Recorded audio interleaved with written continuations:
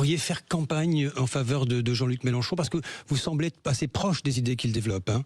Moi, je suis sur une gauche radicale, en effet, Oui. et sur une écologie qui prend vraiment la mesure de l'impact d'une croissance libérale sur notre planète et sur notre capacité à vivre sur cette planète. Donc évidemment que philosophiquement, je me trouve plus proche des idées de LFI que, par exemple, de Raphaël Glucksmann.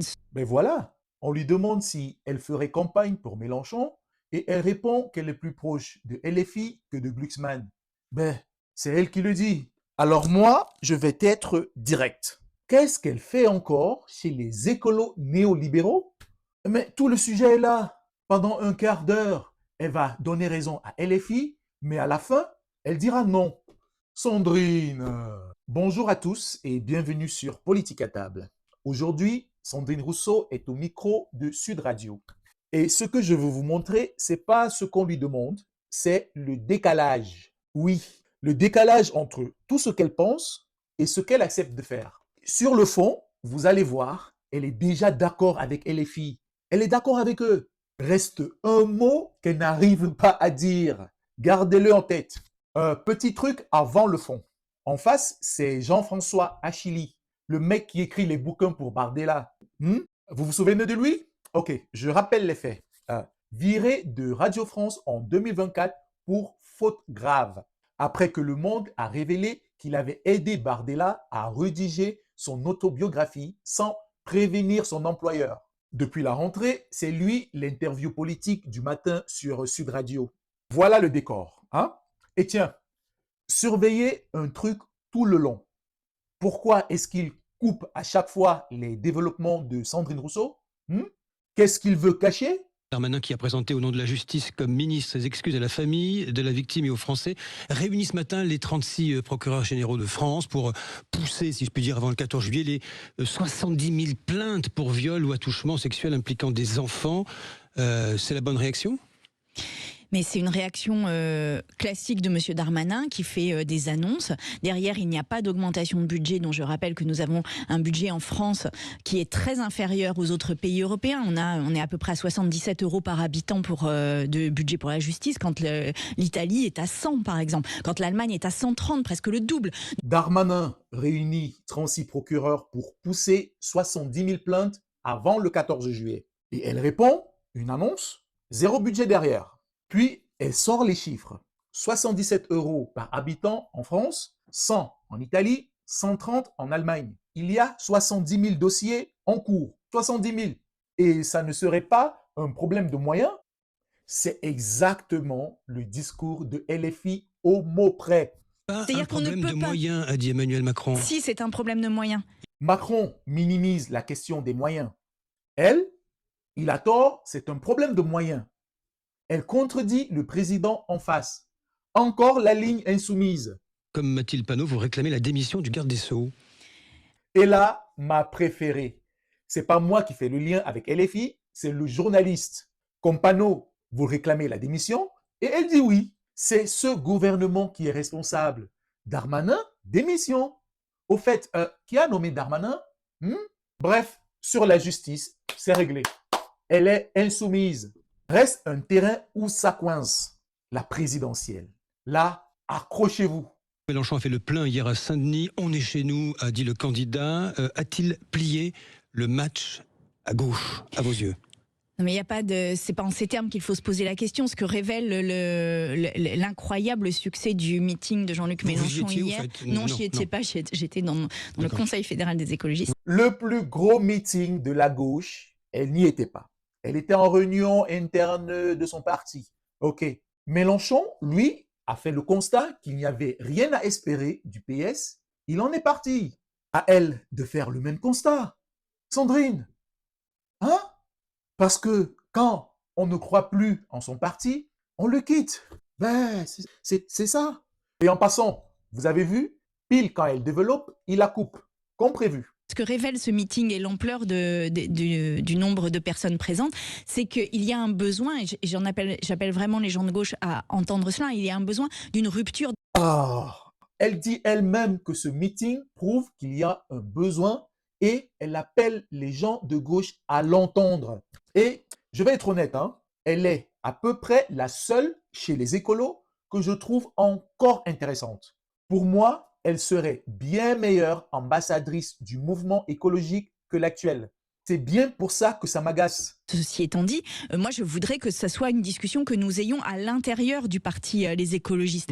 C'est-à-dire je voudrais que les écologistes enfin aient une discussion sur la stratégie pour 2027. L'extrême droite est aux portes du pouvoir et nous ne pouvons pas passer toute cette séquence sans jamais nous questionner, ni sur nos échecs parce que nous n'avons jamais eu véritablement de débat sur les échecs électoraux successifs que nous avons, ni sur la stratégie pour 2027. Et je pense que là, la direction actuelle nous enferme dans une impasse totale dont il n'y a pas de sortie véritable pour le mouvement Les Écologistes. Et je vous dis, aujourd'hui, je suis extrêmement inquiète sur notre avenir. Oh, juste après avoir dit qu'elle est plus proche de LFI, elle recule. Sandrine, ceci étant dit, je voudrais qu'on en discute à l'intérieur du parti. Sandrine, tu peux pas théoriser la rupture avec le capitalisme tout en restant captive d'un appareil qui courtise Glucksmann. Allez, arrête un peu. Ton logiciel est insoumis. Ton maintien chez les Verts, c'est une tartufferie, hein, excuse-moi. D'autant qu'aujourd'hui, les Verts sont vus comme des capitalos compatibles. Ben oui. Tondelier, toute seule, qui se présente pour les écologistes au premier tour de l'élection présidentielle, oui ou non? Pour moi, non. Non. Pour vous, c'est non. Pour moi, non. Tondelier, candidate seule, oui ou non? Regardez la technique. Il répond à sa place. Pour moi, non. Pour vous, non. Et elle suit. Alors, de deux choses l'une, hein. Soit elle est vraiment d'accord avec eux, soit elle rejoint ceux qui veulent vraiment l'alliance. Mais de grâce, qu'elle arrête ce double langage.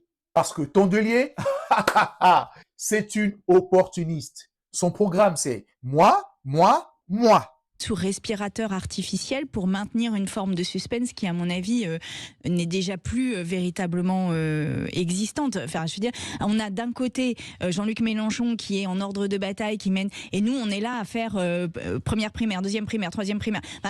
Enfin, en fait, je veux dire, à un moment, il va falloir décider. Et le fameux mot, celui que je vous demandais de garder en tête, c'est elle qui le lâche. Sa propre primaire, elle l'a décrit comment? Sous respirateur artificiel.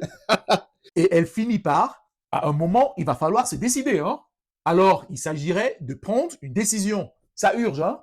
L'erreur qui a été faite en 2022, c'est un peu l'erreur qui a été faite dans notre histoire d'une manière générale. Donc, soit on reproduit de manière un peu automatique toutes les erreurs du passé, soit on est plus intelligent cette fois-ci et on se dit que l'extrême droite étant aux portes du pouvoir, nous avons une responsabilité historique. Et Elle parle de l'erreur de 2022, hein, de responsabilité historique, et elle lâche.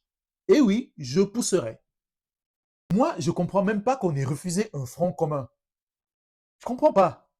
On ne va quand même pas reproduire ce qui s'est passé en 2022. Hein? Pousser, c'est bien, mais pousser, ce n'est pas franchir.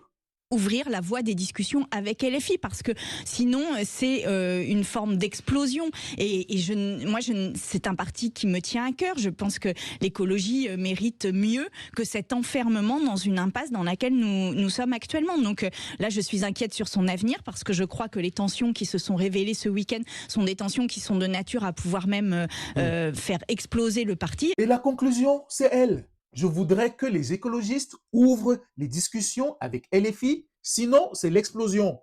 Les écologistes, là, vous êtes responsables devant l'histoire. Hein? Donc, on récapitule. Elle veut l'ouverture, elle prévoit l'explosion, elle se dit proche de LFI, et elle attend quoi? Sandrine, t'attends quoi? Alors, soyons juste 2 secondes. Hein? On peut défendre sa position, ok? Je l'aime bien. Et il y a des gens qui lui disent, surtout, gardez votre pureté. C'est vrai qu'elle est fidèle, c'est bien. Mais l'heure viendra de choisir quelle fidélité elle incarne. Un parti ou le fond qu'elle défend. Et là, ça ne tient plus. Ça ne tient plus. Je suis désolé, hein, Sandrine. Alors, je vais dire ça simplement. Allez, viens, Sandrine. Rejoins tes vrais camarades. Là où tout le monde t'apprécie depuis longtemps à ta juste valeur. Le train de LFI est en gare. Cette fois-ci, il faut le prendre. Une occasion pareille ne se présentera pas une deuxième fois. il va falloir prendre une décision, une vraie, irréversible. Sinon, c'est du baratin. Et au fond, la vraie question, c'est même pas est-ce qu'elle veut, c'est est-ce qu'elle a encore le choix? Si la chaîne vous est utile, le meilleur moyen de la soutenir, c'est le Tipeee. Lien en description. Le café, le repas, la table complète. Ça permet de continuer tout ça librement. Conclusion, sur la justice, elle parle comme LFI. Sur les moyens, comme LFI. Sur l'union, c'est elle qui réclame l'ouverture. Le seul mot qu'elle n'arrive pas à dire, c'est oui. Le reste, elle l'a déjà dit. Dites-moi en commentaire, elle saute le pas avant 2027? Oui ou non? À très vite.